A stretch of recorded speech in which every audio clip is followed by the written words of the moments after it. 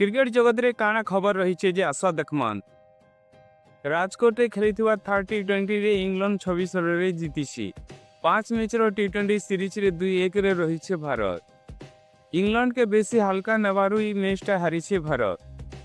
Bowling रे Varun Chakravarthy 5 wicket नहीं और बैटिंग रे सब बैट्समैन फ्लॉप होइछन। मार्च मासर 21 तारिख दो स्टार्ट हवा आईपीएल 8तम सीजन। 10टा फ्रेंचाइज 74टा मैच खेलेबे जिनटा मे 25 तारिख दिन फाइनल मैच अच्छी।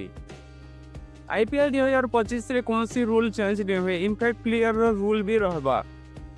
क्रिकेट जगत रे आर गोटे बड़ खबर के इटा होची जे रणजी मैच खेलबे विराट कोहली।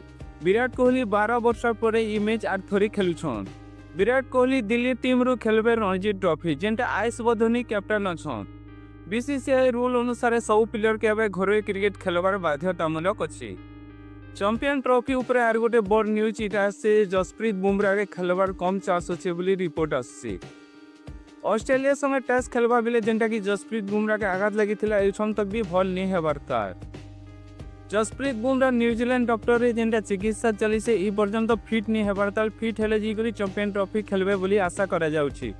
एंदा क्रिकेट रो वीडियो देखबार अछि बोले चैनल के सब्सक्राइब करो। धन्यवाद।